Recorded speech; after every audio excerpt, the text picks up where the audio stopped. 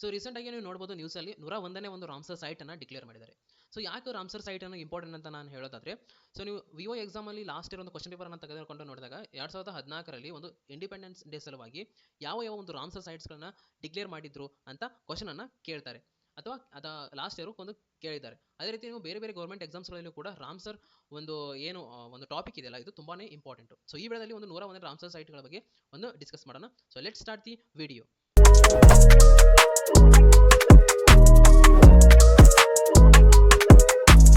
ಯಾವ ರೀತಿ ಒಂದು ಕ್ವಶನ್ಸ್ಗಳನ್ನ ಕೇಳ್ತಾರೆ ಅಂತ ನೋಡೋದಾದ್ರೆ ರಾಮ್ಸರ್ ಸೈಟ್ಗಳ ಬಗ್ಗೆ. ಸೊ ಫಸ್ಟ್ ಈ ಕ್ವಶನ್ ಅನ್ನ ಓದಕ್ಕೆ ಟ್ರೈ ಮಾಡೋಣ.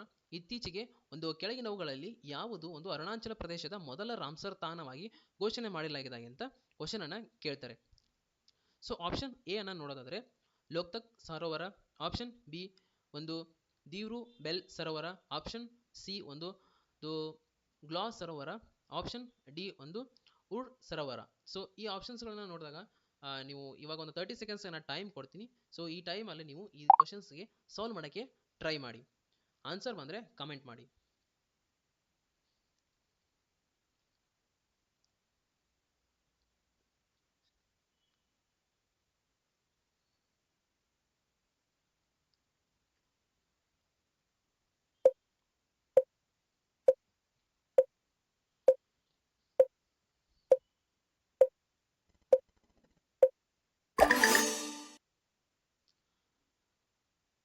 ಸೊ ಐ ಹೋಪ್ ನೀವು ಎಲ್ಲರೂ ಆನ್ಸರ್ ಮಾಡೋಕ್ಕೆ ಟ್ರೈ ಮಾಡಿದ್ರೆ ಅನ್ಕೋತೀನಿ, ಅಥವಾ ಕಮೆಂಟ್ಸ್ ಅನ್ನು ಮಾಡಿದ್ರೆ ಅನ್ಕೋತೀನಿ. ಸೊ ಇವಾಗ ಇದಕ್ಕೆ ಸರಿಯಾದ ಉತ್ತರ ನೀವು ನೋಡೋದಾದ್ರೆ ಆಪ್ಷನ್ ಸಿ ಇದಕ್ಕೆ ಸರಿಯಾದ ಆನ್ಸರ್. ಗ್ಲಾಸ್ ಸರೋವರನ ಒಂದು 101ನೇ ರಾಮ್ಸರ್ ಸೈಟ್ ಆಗಿ ಡಿಕ್ಲೇರ್ ಮಾಡಿದ್ದಾರೆ. ಸೊ ಇದ್ರ ಬಗ್ಗೆ ನೀವು ಒಂದು ಡಿಸ್ಕ್ರಿಪ್ಷನ್ ಕೂಡ ಒಂದು ಅಥವಾ ಅದರ ಎಕ್ಸ್ಪ್ಲನೇಷನ್ಸ್ಗಳನ್ನು ಪ್ರಮುಖ ಅಂಶಗಳನ್ನು ಕೂಡ ತಿಳಿದುಕೊಂಡಿರಬೇಕು. ಯಾಕಂದರೆ ಕ್ವಶನ್ಸ್ಗಳನ್ನು ಒಂದು ಯಾವ ರೀತಿ ಬೇಕಾದರೂ ಕೇಳ್ಬೋದು. ಸೊ ಅದ್ರ ರಿಲೇಟೆಡ್ ಆಗಿರ್ತಕ್ಕಂಥ ಒಂದು ಥಿಯರೀಸ್ಗಳನ್ನು ನೀವು ಒಂದು ಜಸ್ಟ್ ಓದ್ಕೊಂಡ್ಬಿಟ್ರೆ ಅದು ಒಂದು ಎಕ್ಸಾಮ್ಸ್ ಹತ್ರ ಬಂದಾಗ ನೀವು ಈ ವಿಡಿಯೋಸ್ಗಳನ್ನು ಕೂಡ ರಿವಿಷನ್ಸ್ ಮಾಡಬಹುದು, ತುಂಬ ಹೆಲ್ಪ್ ಆಗುತ್ತೆ. ಸೊ 101ನೇ ರಾಮ್ಸರ್ ಸೈಟನ್ನು ಡಿಕ್ಲೇರ್ ಮಾಡಿದ್ದಾರೆ. ಸೊ ಇದು ಒಂದು ಅರುಣಾಚಲ ಪ್ರದೇಶದ ಮೊದಲ ಒಂದು ರಾಮ್ಸರ್ ತಾಣವಾಗಿದೆ. ಅಂದರೆ ಅರುಣಾಚಲ ಪ್ರದೇಶದಲ್ಲೇ ಫಸ್ಟ್ ಟೈಮು ಒಂದು ರಾಮ್ಸರ್ ಸೈಟನ್ನು ಈ ಡಿಕ್ಲೇರ್ ಮಾಡಿದ್ದಾರೆ, ಅದೇ ಗ್ಲಾಸ್ ಸರೋವರ. ಸೊ ನೆಕ್ಸ್ಟ್ ನೋಡ್ಬೋದು, ಇದರ ಸ್ಥಳ ಒಂದು ಬಂದ್ಬಿಟ್ಟು ಲೋಹಿತ್ ಜಿಲ್ಲೆಯಲ್ಲಿ ಇದೆ. ಇದರ ಸ್ಥಳ ಎಲ್ಲಿ ಬರುತ್ತೆ ಅಂದರೆ ಲೋಹಿತ್ ಜಿಲ್ಲೆಯಲ್ಲಿದೆ.